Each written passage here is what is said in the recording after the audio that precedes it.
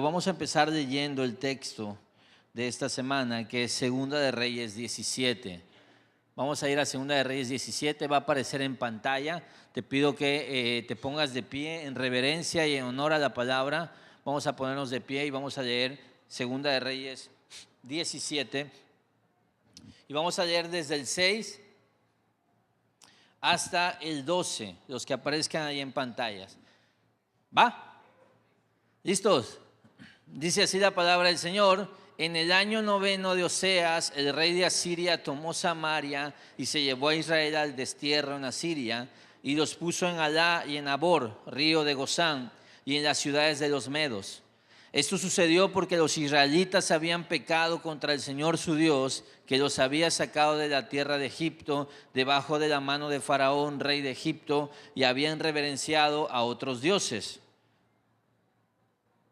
Dijeron que se iban a leer conmigo, yo no los escucho. 8. Y anduvieron en las costumbres de las naciones que el Señor había arrojado de delante de los israelitas, y en las costumbres de los reyes de Israel que ellos habían introducido. Los israelitas secretamente hicieron cosas que no eran rectas contra el Señor su Dios. Además se edificaron lugares altos en todas sus ciudades, desde las torres de Atalaya hasta las ciudades fortificadas. Se erigieron pilares sagrados y aceras sobre toda colina alta y bajo todo árbol frondoso. Quemaron incienso allí en todos los lugares altos, como las naciones que el Señor se había llevado al destierro de delante de ellos. E hicieron cosas malas provocando al Señor, y sirvieron a ídolos, acerca de los cuales el Señor les había dicho: ustedes no harán caso. Una oración.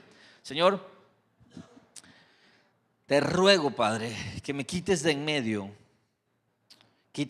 toda idea, todo paradigma, todo obstáculo de orgullo, toda tiniebla en nuestra mente, Padre, que haga infértil tu palabra, Dios, y hagas la obra hoy, Señor. Con poder, salva, te pido que salves, te pido que transformes, te pido que restaures, te pido que adviertas también, Señor. Hazlo por amor de tu nombre, para que tu nombre sea glorificado, Señor, tu nombre sea exaltado a través de vidas transformadas, Padre. Te lo pedimos, te lo rogamos en el nombre de Jesús. Y tu iglesia dice: amén. Pueden sentarse. Gracias, familia, por leer conmigo. El final anunciado. El final anunciado. Vamos a leer el corazón del sermón y vamos a leerlo juntos. Lo hice con el primer servicio, porque creo que aquí comienza esto, con leer el corazón del sermón. Y va a aparecer ahí en pantalla, ahí lo tienes. Me voy a hacer a un lado por si tapo a algunos. Leemos esto juntos. Dice: la paciencia de Dios no es debilidad, es oportunidad. Pero cuando el hombre desprecia su paciencia, el juicio es el desenlace natural de una historia donde Dios fue ignorado. Eso es lo que el Señor nos va a hablar en el sermón de hoy. Porque ese es el tema. Confundimos severamente lo que es la paciencia del Señor. Y el mapa es 4 puntos. 1, la ruina siempre tiene raíces. 2, el juicio al corazón sordo. 3, temían al Señor, pero. Y 4, veremos con la ayuda del Señor la esperanza del Evangelio. Y quiero nada más ponerte en contexto, porque tenemos aquí una realidad. Estamos ya varios meses que comenzamos esta serie, y esta es la caída del Reino del Norte. ¿Por qué se llama Reino del Norte? Recuerda que Roboam, el hijo de Salomón, cometió un error garrafal de orgullo y soberbia, y Jeroboam da un golpe de estado y se divide el reino de Israel en 2 partes. Al sur, el reino del sur es Judá, y el reino del norte es Israel. Y durante todo este tiempo, cuando es escuchado Israel, nos estamos refiriendo a la región del norte de Israel, ¿sí? Samaria es su capital, cambiaron de capital. Cuando Jerusalén debía ser la capital de Israel, ellos hicieron su propia capital y crearon sus propias reglas y sus propias leyes. Y a lo largo de este tiempo hemos tenido puros reyes malos en el norte. Bueno, llegó el final. llegó el final. Y quiero decirte por qué, porque es importante ver esto. Va a llegar la ruina, pero la ruina no es un accidente, la ruina siempre tiene raíces, siempre hay raíces en la ruina.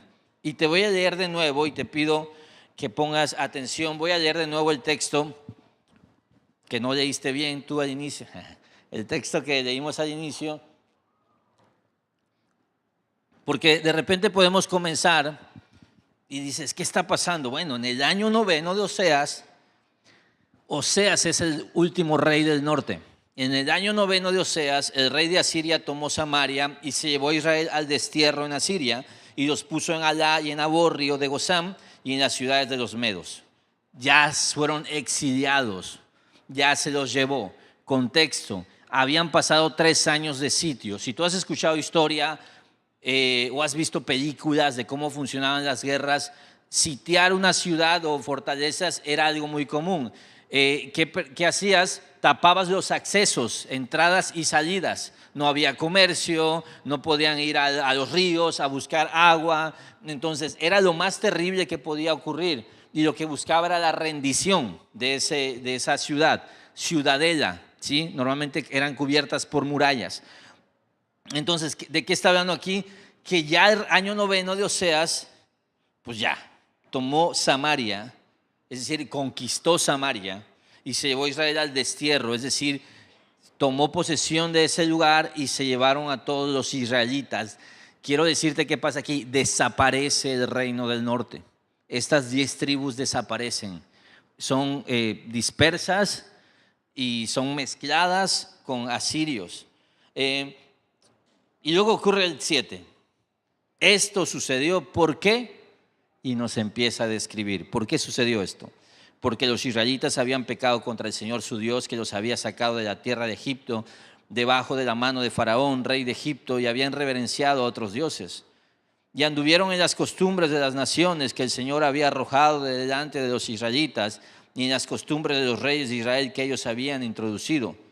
Los israelitas secretamente hicieron cosas que no eran rectas contra el Señor su Dios. Además edificaron lugares altos en todas sus ciudades, desde las torres de atalaya hasta las ciudades fortificadas. Se erigieron pilares sagrados y aceras sobre toda colina alta y bajo todo árbol frondoso. Quemaron incienso allí en todos los lugares altos, como las naciones que el Señor se había llevado al destierro de delante de ellos, e hicieron cosas malas provocando al Señor, y sirvieron a ídolos, acerca de los cuales el Señor les había dicho, ustedes no harán esto. El 7 entonces, ¿cómo comienza? Con un porqué. Este hebreo aquí introduce una causalidad moral y teológica. No es casualidad, es causalidad. No es que, mira, es que la cosa se complicó, no es que las cosas están así. Siempre tratamos de darle como explicaciones a algo, pero todo efecto tiene una causa. La narración está descrita como un acta judicial divina. Este es el castigo y estas son las causas. Y es como si empezaran a leerte los cargos. ¿Qué quiere decir? Que Dios no destruye sin antes justificar su sentencia. Mira, no necesitaría hacerlo, ¿sabes?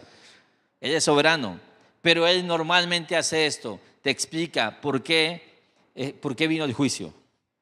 Esto sucedió porque, y la realidad es que la idolatría no aparece como un acto aislado, sino como una cadena progresiva de sustituciones. Sirvieron, edificaron, quemaron, provocaron. Y para mí esto es importante, entender que la ruina tiene raíces. ¿Por qué? Si tú tienes la sensación de que estás experimentando una disciplina del Señor, un juicio, un mal, o hay cosas que no te gustan de tu vida ahora que crees que Dios está usando para algo en ti, no te permitas, de verdad, lucha por esto, no te permitas que cuando describas estoy aquí porque y llenes ese espacio en blanco de explicación, no te permitas mencionar un evento aislado, porque nunca es así. Siempre es una cadena progresiva de cosas que se fueron permitiendo, que se fueron haciendo, que fueron pasando. Es decir, vamos sembrando, sembrando, sembrando durante tiempos y tiempos y llega la cosecha. Y las siembras, no, nunca te levantas loco y dices, voy a destruir a mi familia. Hoy voy a cometer un homicidio. No, nunca te levantas así. Es progresivo el pecado.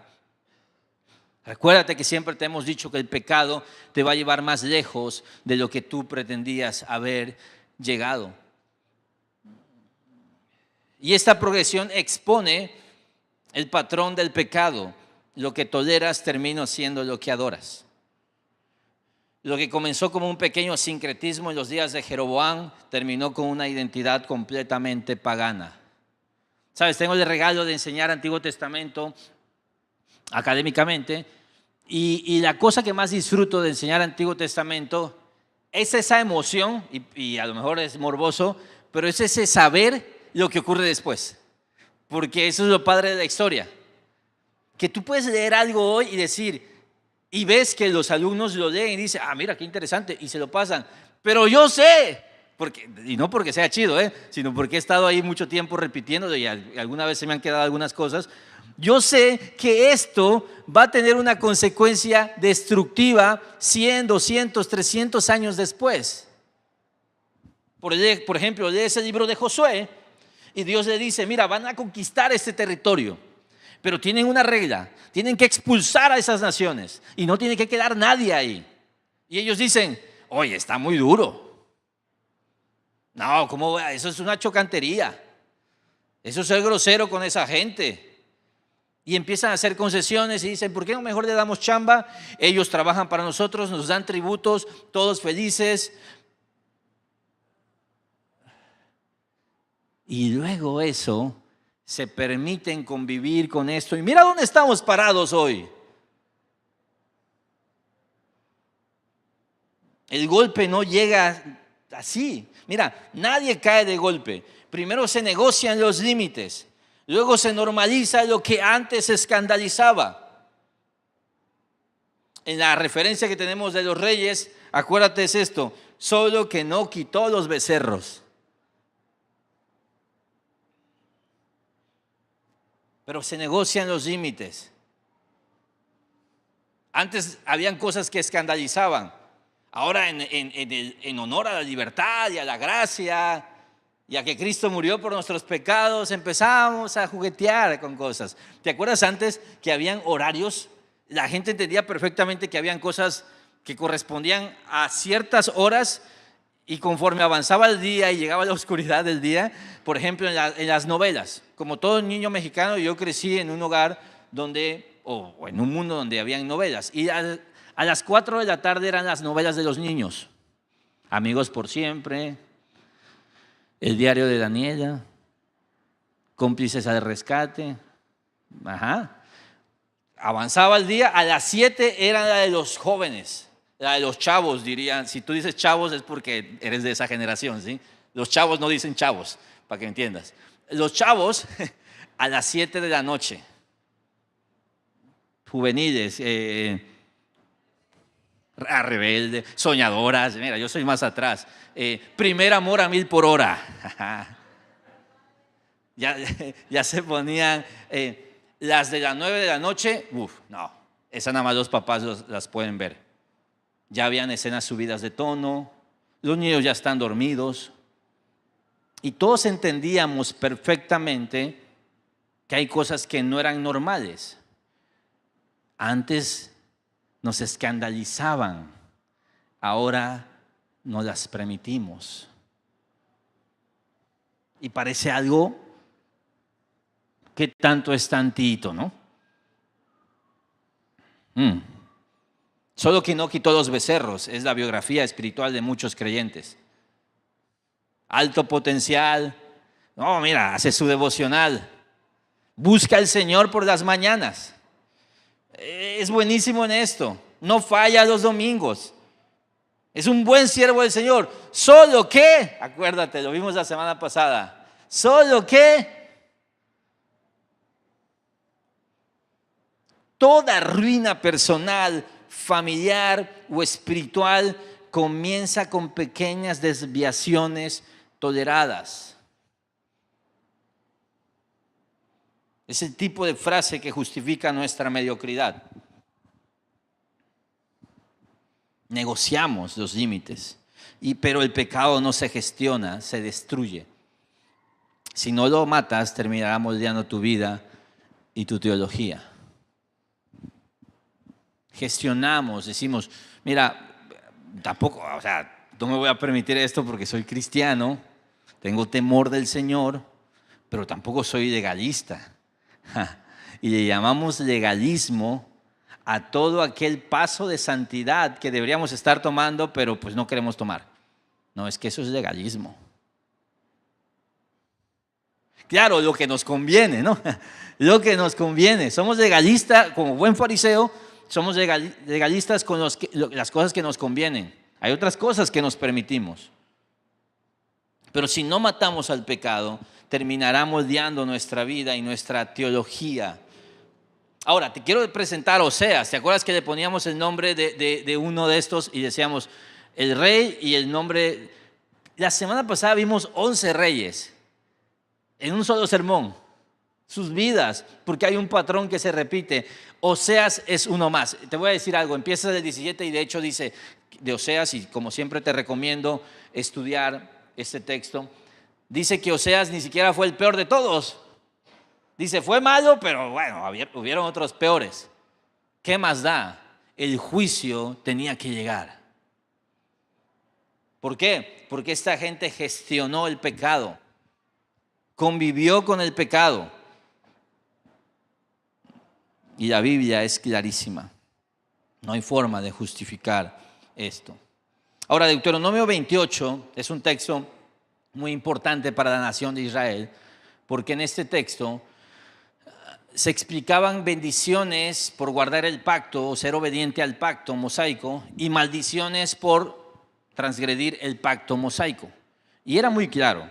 Y si tú lees ese texto vas a decir, oye, Moisés lo había dicho hacía mucho tiempo atrás y está ocurriendo no más ni menos de lo que se dijo que tenía que ocurrir. Este texto había advertido exactamente este desenlace. El juicio no fue sorpresa, fue cumplimiento.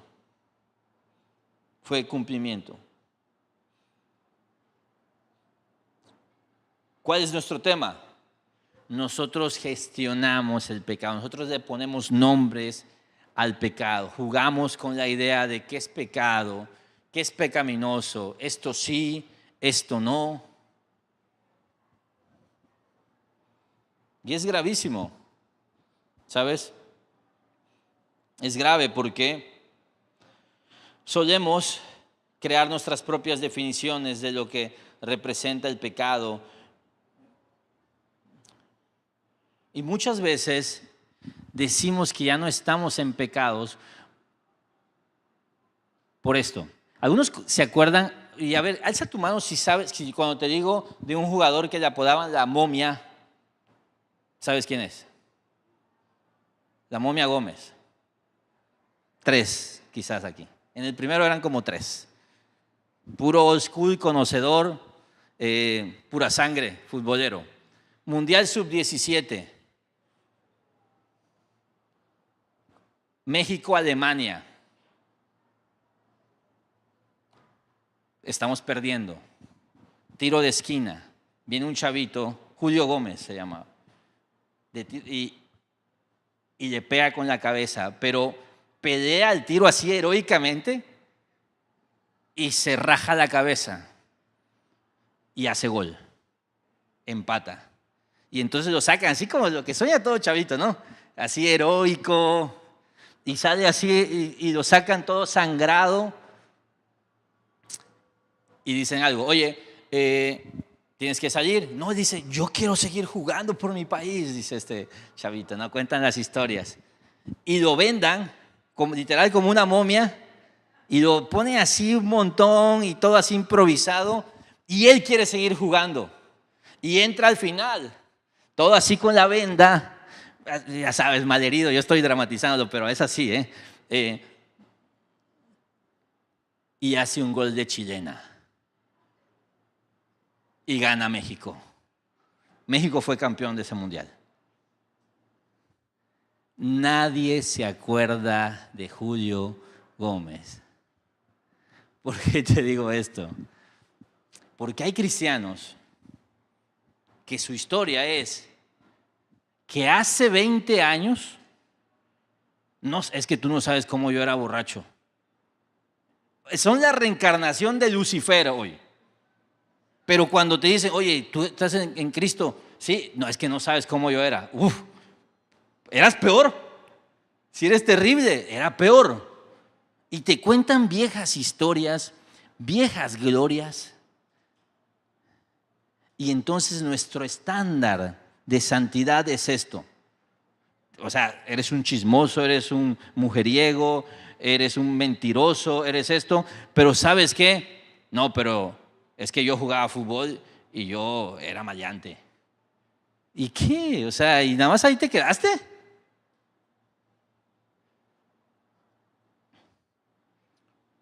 Y empezamos a gestionar esto, ¿sabes? ¿Qué es pecado?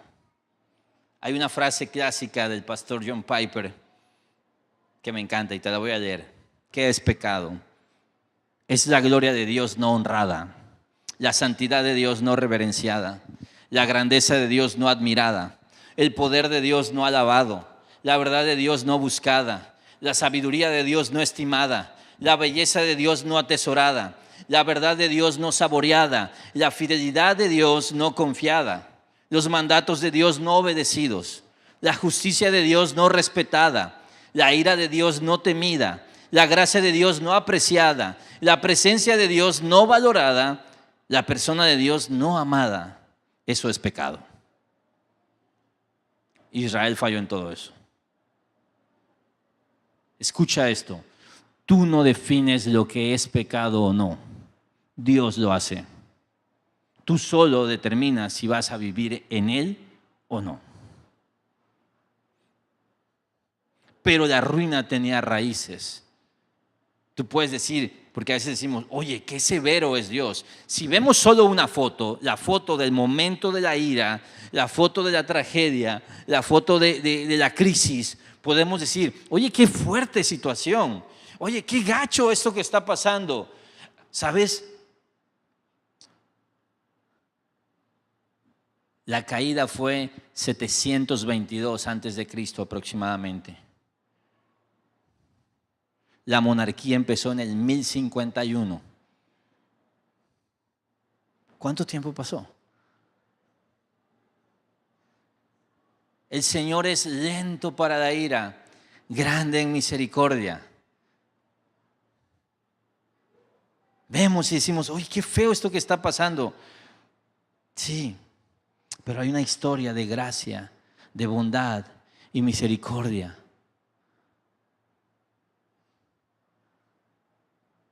Oye, pero qué día tan triste se está viviendo porque llegó la calamidad, llegó la crisis, pero hubieron tantos días de sonrisas que no merecías.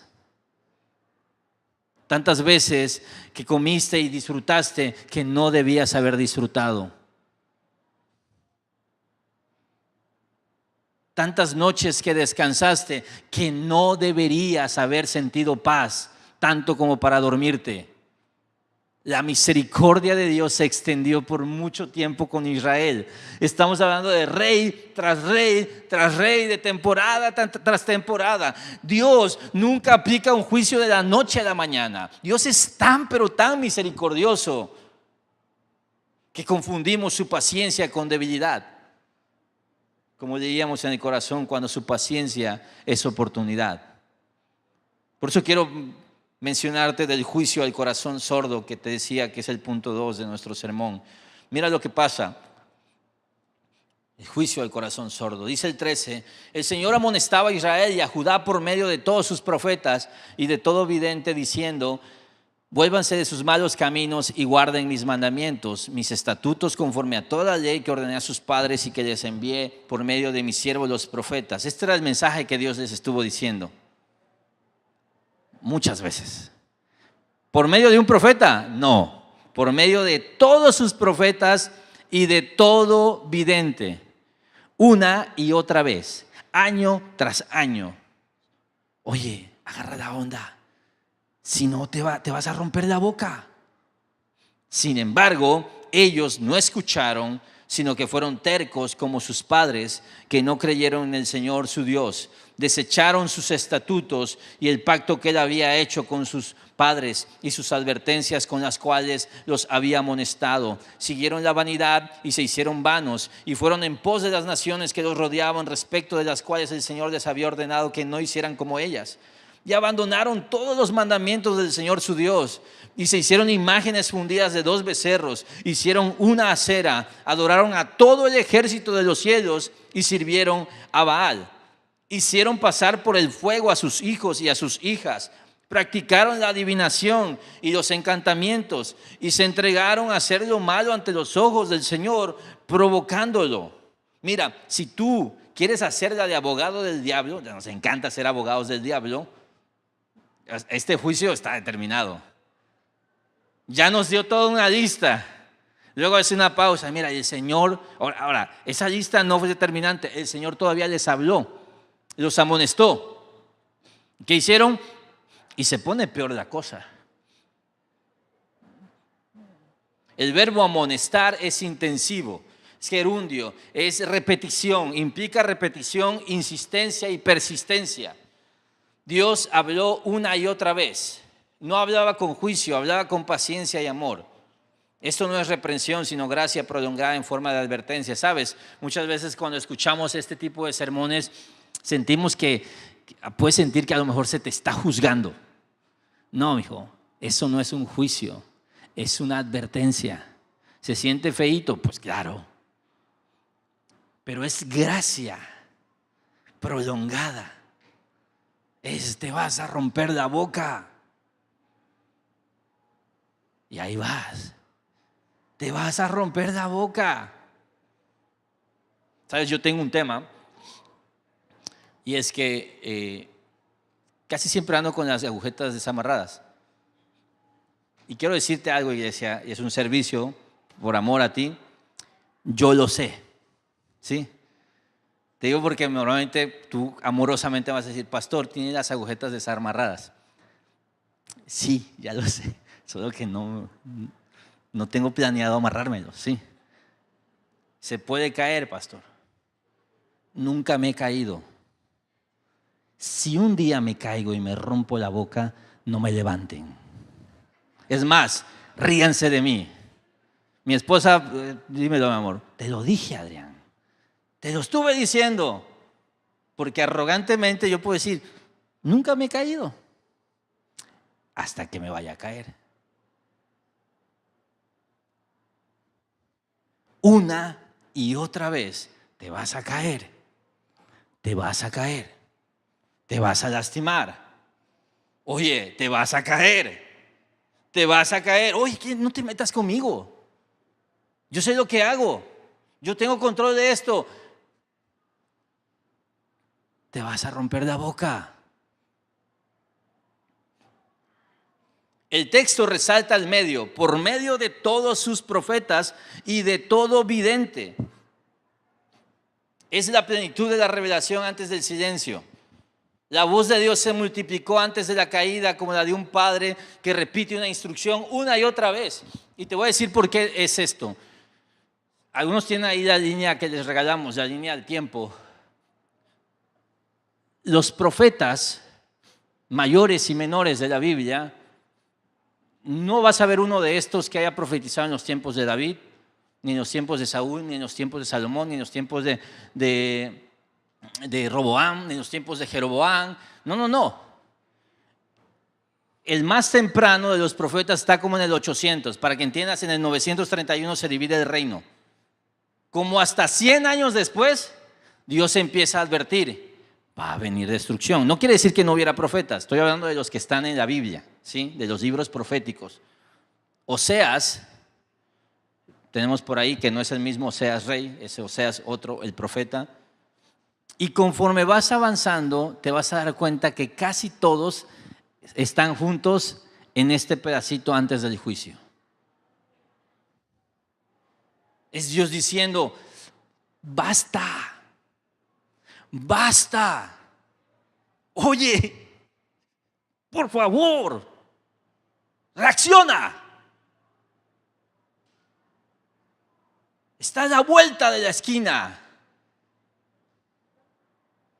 Y solamente quiero decirte a ti, si tú en las últimas semanas sientes como que el Señor te ha estado hablando más, pon atención. Sin embargo, no escucharon, fueron tercos como sus padres. La palabra terquedad, kashá, es terco, duro, es porfía, es una palabra que se usa para Faraón, endurecimiento, necedad, terquedad. Israel se ha convertido en una nueva versión del Dios de Egipto, del cual lo sacó Dios. Imagínate. Es esto, fue progresivo, fue avanzando Israel. Y cada vez se endurecía. Israel llegó a un punto donde la corrección ya no producía arrepentimiento, sino endurecimiento. Dios nos guarde de eso. Pero puede pasar. La Biblia dice que Faraón, cada vez que pasaba algo, se endurecía más y más y más.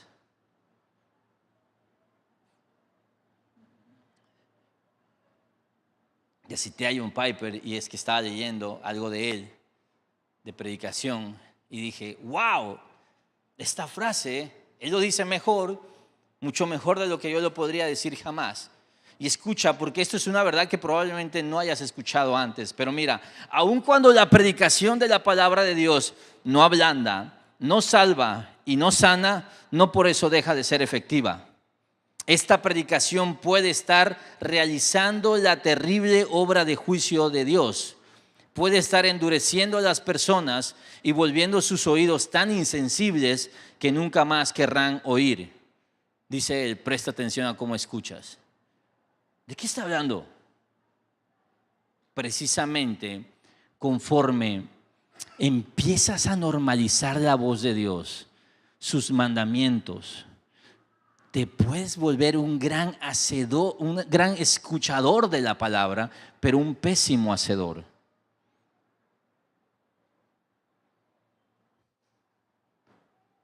¿Ya has escuchado el evangelio tantas veces?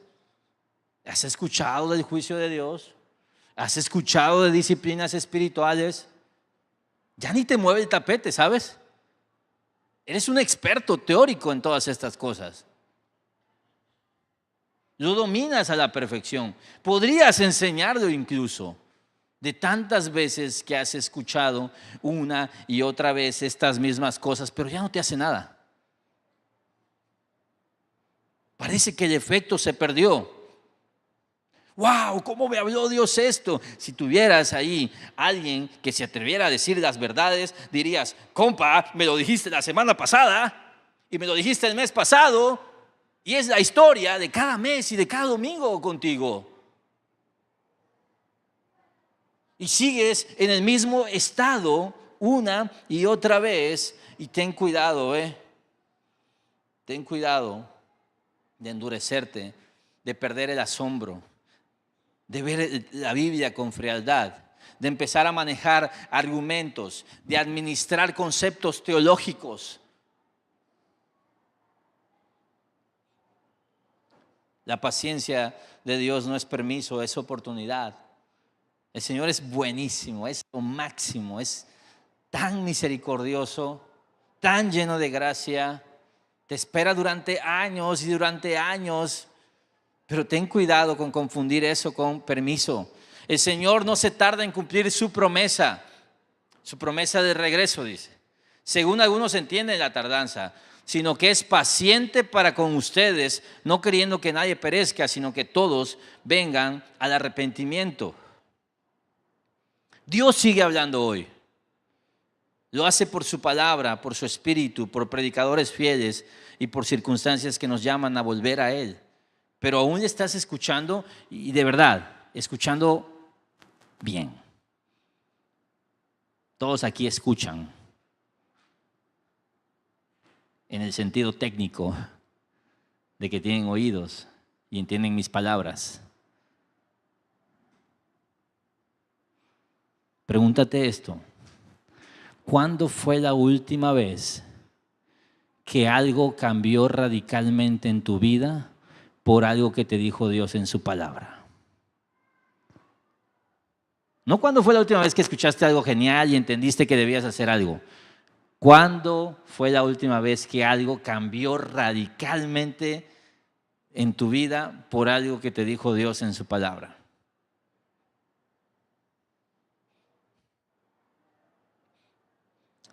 Cada domingo, cada consejo, cada convicción del Espíritu es una llamada de gracia antes del juicio.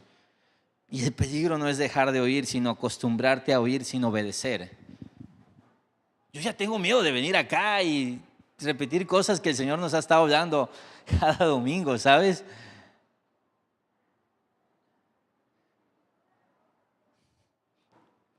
Y escúchame, ya se te debe notar.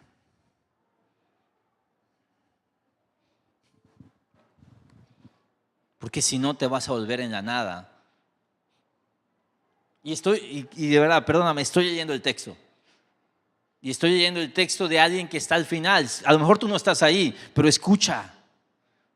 Porque Oseas y el pueblo de Israel llegó hasta el final de esto. A lo mejor tú puedes decir, oye, a mí me invitaron y yo vengo hoy por primera vez. ¿Qué me estás diciendo? Mira, dice el texto en el versículo 15, siguieron la vanidad y se hicieron vanos. Y fueron en pos de las naciones que los rodeaban. ¿Sabes qué es esto? ¿Qué es la vanidad? La nada.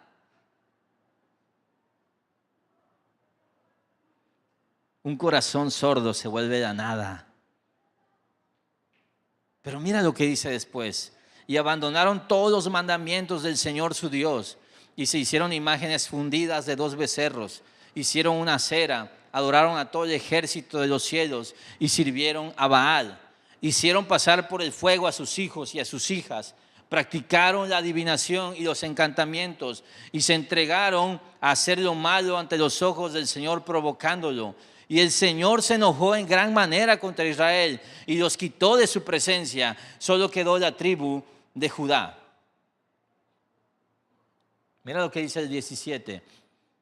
Hicieron pasar por el fuego a sus hijos y a sus hijas. ¿Sabes qué es esto? La degradación moral, que no es de la noche a la mañana, que es progresiva, comienza poco a poco a tolerar cosas y luego a normalizar cosas que en algún tiempo deberían haber escandalizado al pueblo. No pasas a tus hijos por fuego. ¿Qué quiere decir? No sacrificas, no matas a niños de la noche a la mañana. Pero no es que matan niños como asesinos de niños. No, es que es normal matar niños en la cultura de Israel. Esto habla de una decadencia moral que toma décadas, probablemente siglos. Y te quiero decir algo, quiero poner un paréntesis aquí. Yo oro por mis autoridades y oro por mi país. Y amo a mi país. Sí que lo amo. Cuando pido por mi país, pido misericordia para mi país. Un país que en todos sus estados ha normalizado y legalizado el asesinato de bebés en el vientre de sus mamás. Es un país que merece el juicio del Señor. Oye, pero pastor, pero es normal. Sí, ellos lo ven normal también. Ese es el problema. Algún día se llegó, de alguna manera se llegó hasta aquí, al hecho de que es una discusión, que es un debate. No debería ser un debate matar niños. Y hoy es un debate.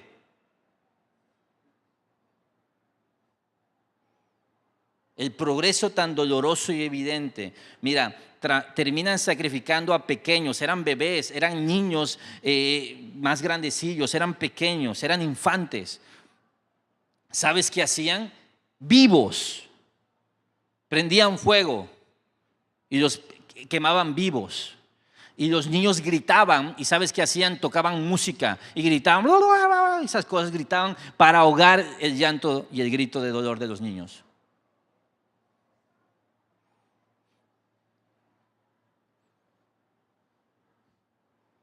Las familias, o sea, imagínate la degradación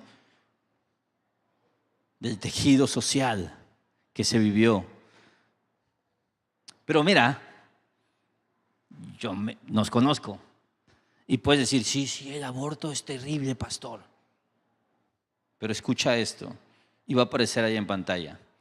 Cada vez que haces oído sordo a la voz de Dios, es una leña más que pones al altar donde tarde o temprano sacrificarás a tu familia tú.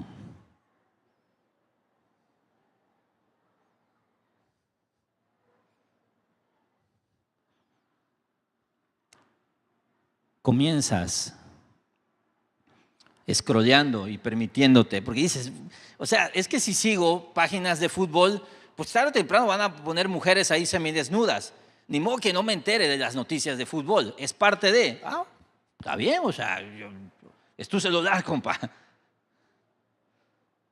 Y empiezas así. Luego ya agregas a mujeres. Dices, no, pues soy cristiano, ni modo que sea un grosero. Es más, me dieron seguir. ¿Qué quieres? ¿Mi testimonio? ¿Ser arrogante? No. Es que te escriben y dices, hola, ¿cómo estás? No puedo ser grosero. Sí, escúchame, sé grosero. Bloquea a esa persona. No, y te lo permites. Es una leña más. Es una leña más. Hasta que un día, por una costón, vas a sacrificar a tu familia.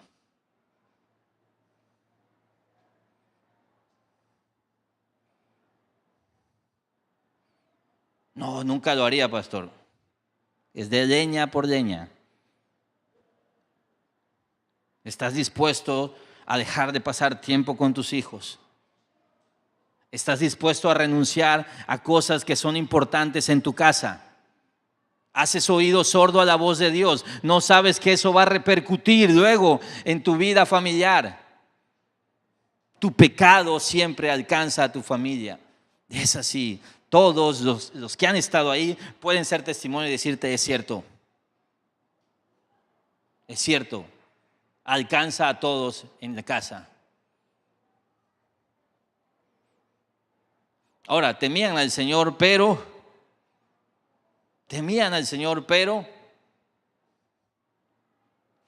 mira, quiero leerte y va a aparecer, vamos a ir a Segunda de Reyes 17.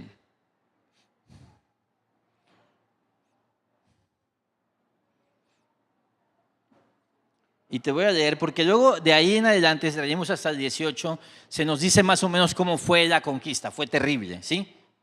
Pero mira el 17:32, te lo voy a leer. Dice, también temían al Señor, pero nombraron entre sí sacerdotes de los lugares altos, que oficiaban por ellos en las casas de los lugares altos. De nuevo, paréntesis, lugares altos son donde se adoraba a ídolos paganos. Temían al Señor, pero tenían sus propios sacerdotes de ídolos. 33. Temían al Señor, pero servían a sus dioses conforme a la costumbre de las naciones de donde habían sido llevados del destierro. Hasta el día de hoy siguen haciendo conforme a sus antiguas costumbres. No temen al Señor, ni siguen sus estatutos, ni sus ordenanzas, ni la ley, ni el mandamiento que el Señor había ordenado a los hijos de Jacob, a quien puso el nombre de Israel.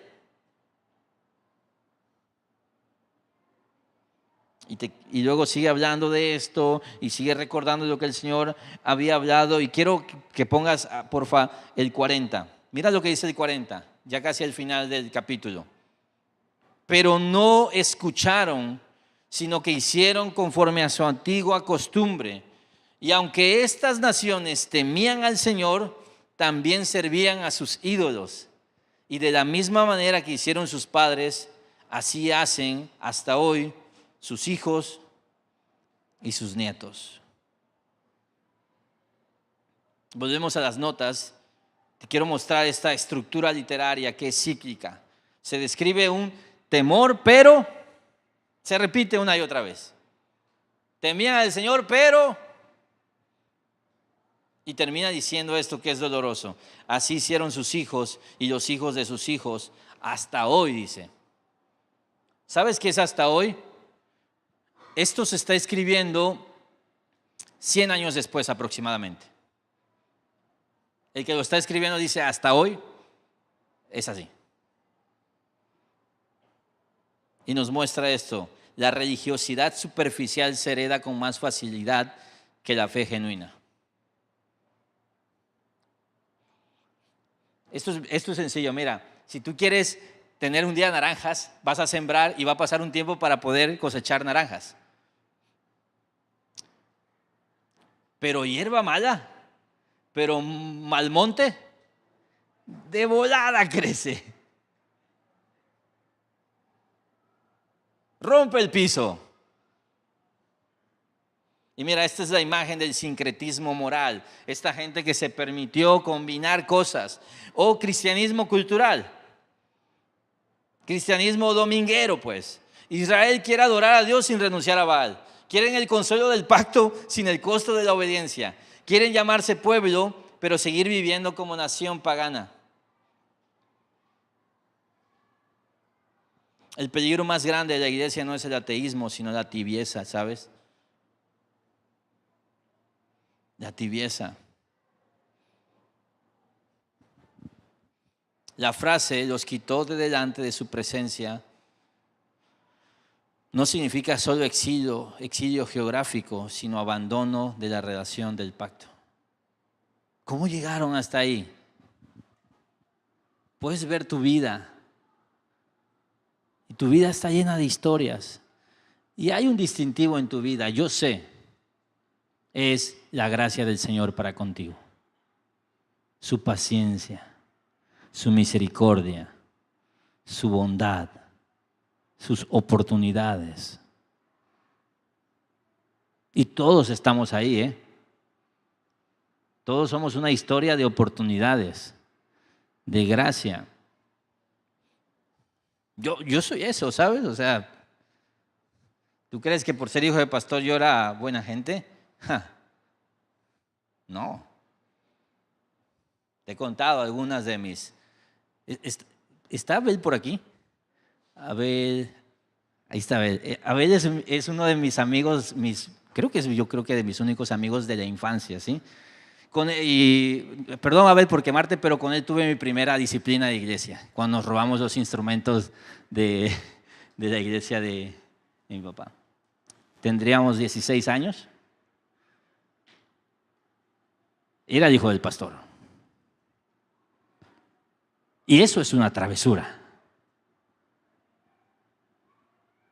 Pero vez tras vez, el Señor tuvo misericordia de mí, tuvo misericordia de ti.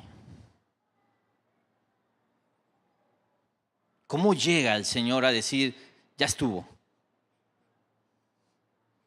No es de la noche a la mañana.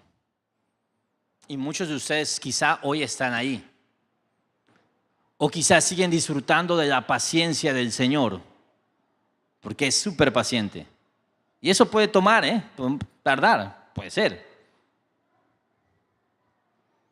Pero sea como sea, quiero mencionarte la esperanza que nos tiene hoy aquí.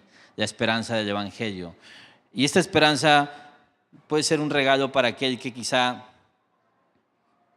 ya se rompió la boca. Ya hizo pedazos su vida. Ya destruyó parte de su familia.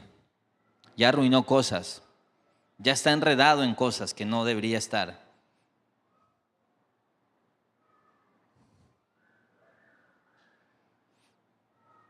Quiero leerte Deuteronomio 30. Porque Deuteronomio 28 hablaba de lo que les iba a pasar y se cumplió. Pero mira Deuteronomio 30, es hermoso. Y leerlo a la luz del Evangelio es más hermoso todavía. Dice, y sucederá que cuando todas estas cosas hayan venido sobre ti, la bendición y la maldición que he puesto delante de ti, y tú las recuerdes en todas las naciones a donde el Señor tu Dios te haya desterrado. Piensa en esto. Ellos fueron desterrados. Y 50 años después, 100 años después, 1000 años después, pueden leer Deuteronomio y decir, oh, y recordar. El Señor quiere que recuerdes. Y yo confío en esto, en la semilla que fue sembrada alguna vez en tu vida.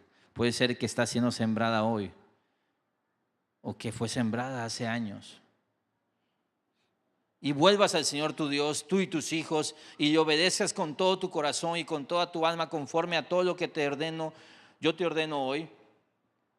Entonces el Señor tu Dios te hará volver de tu cautividad y tendrá compasión de ti y te recogerá de nuevo de entre todos los pueblos a donde el Señor tu Dios te haya dispersado. Si tus desterrados están en los confines de la tierra, de allí el Señor tu Dios te recogerá y de allí te hará volver. Y el Señor tu Dios te llevará a la tierra que tus padres poseyeron, y tú la poseerás, y Él te prosperará y te multiplicará más que a tus padres. Además, el Señor tu Dios circuncidará tu corazón y el corazón de tus descendientes, para que ames al Señor tu Dios con todo tu corazón y con toda tu alma, a fin de que vivas. 7. El Señor tu Dios pondrá todas estas maldiciones sobre los enemigos y sobre los que aborreces, sobre los aborrecedores que te persiguieron, dice. Y tú, escucha, y tú volverás a escuchar la voz de Dios y guardarás todos sus mandamientos que yo te ordeno hoy. ¿Sabes cuál fue uno de los peores juicios de Dios para Israel? No un Israel bueno, un Israel que siguió y persistió, que un día cayó. Damos por sentado que el Señor siempre nos va a hablar, pero imagínate qué sería venir un domingo, leer tu Biblia y que el Señor no te hable, que solo leas cosas, que solo escuches cosas, pero que el Señor decida no hablarte más. Con Israel lo hizo durante 4 siglos. Se llaman los años de silencio. Dios dijo, ya todo lo que tenía que decir lo he dicho. No has valorado mi palabra. Por eso este 8 es tan hermoso y volverás a escuchar la voz del Señor. Dice el 9, entonces el Señor tu Dios te hará prosperar abundantemente en toda la obra de tu mano, en el fruto de tu vientre, en el fruto de tu ganado y en el producto de tu tierra, pues el Señor de nuevo se deleitará en ti para bien, tal como se deleitó en tus padres. Si obedeces a la voz del Señor tu Dios, guardando sus mandamientos y sus estatutos que están escritos en este libro de la ley, y si te vuelves al Señor tu Dios con todo tu corazón y con toda tu alma, este mandamiento que yo te ordeno hoy no es muy difícil para ti, ni está fuera de tu alcance, dice. ¿Ves? No es muy difícil para ti, ni está fuera de tu alcance. No está en el cielo para que digas, ¿quién subirá por nosotros al cielo para traérnoslo y hacérnoslo a oír a fin de que lo guardemos? Ni está más allá del mar para que digas, ¿quién cruzará el mar por nosotros para traérnoslo y para hacérnoslo oír a fin de que lo guardemos? Pues la palabra está muy cerca de ti, en tu boca y en tu corazón, para que la guardes. Está muy cerca. Mira, yo te he puesto hoy delante de ti la vida y el bien, la muerte y el mal. Hay preguntas ahí. Y me encanta que esas preguntas las responde el Evangelio. Escucha, no es difícil para ti hoy volver a Él. Porque lo difícil ya lo hizo Dios al enviar a su Hijo a morir. Eso fue difícil. Lo difícil ya lo hizo Jesús al vivir una vida perfecta y dar su vida en la cruz, llevando en ella toda la ira que tú merecías. No está fuera de tu alcance. Dice, ¿quién irá al cielo?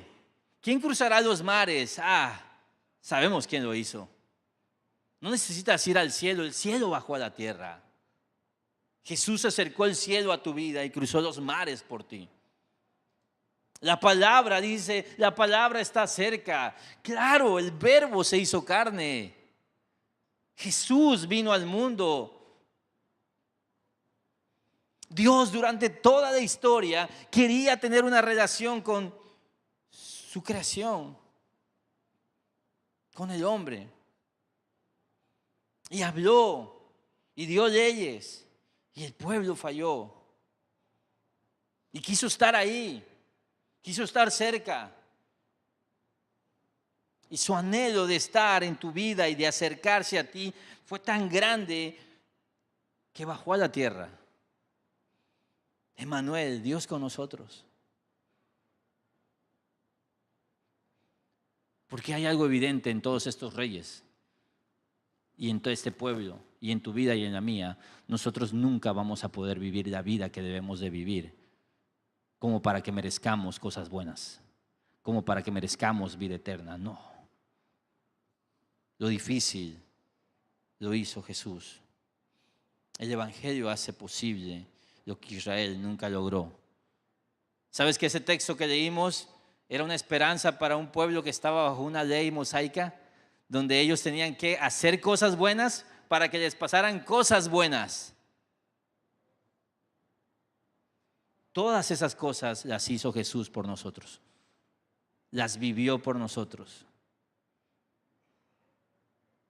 Y todo, por eso oramos en el nombre de Jesús, por sus méritos. Todos esos méritos fueron entregados para nosotros. De manera que no es tarde. No es tarde. El Evangelio logra lo que Israel nunca logró, lo que tú no has podido lograr. Pido a la banda que pase.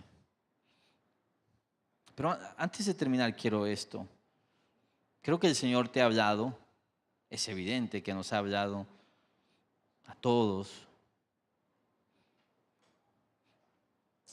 Quizás te ha advertido de ser alguien que se ha vuelto en alguien que sabe escuchar, comprender y entender cosas, pero que no obedece. Que persiste en las mismas historias una y otra vez. Y decimos, soy una obra en proceso. ¿Cuánto tiempo tiene esa obra? Claro, tomará el tiempo que tenga que tomar. Pero ¿dónde está el fruto?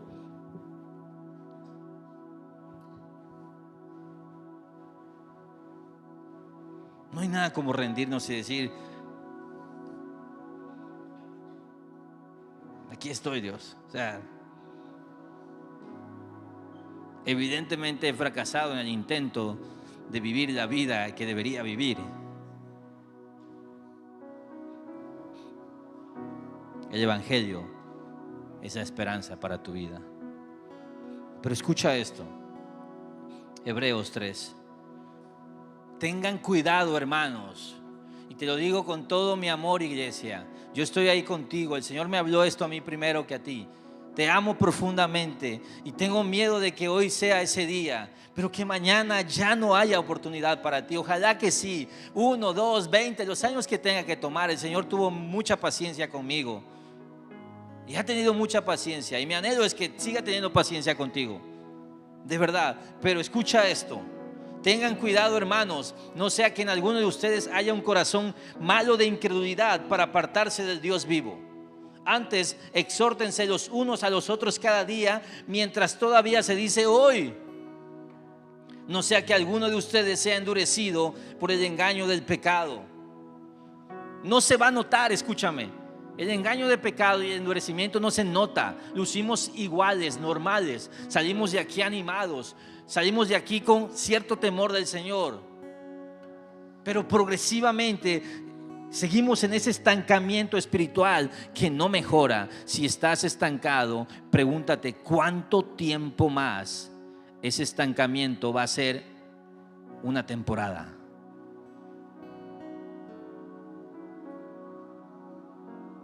No sea que alguno de ustedes sea endurecido y la palabra esté cada vez dejando de hacer más efecto en ti, y estés normalizando conceptos y te sepas de memoria mandamientos y cosas que Dios te ha hablado y te vuelvas vanidad.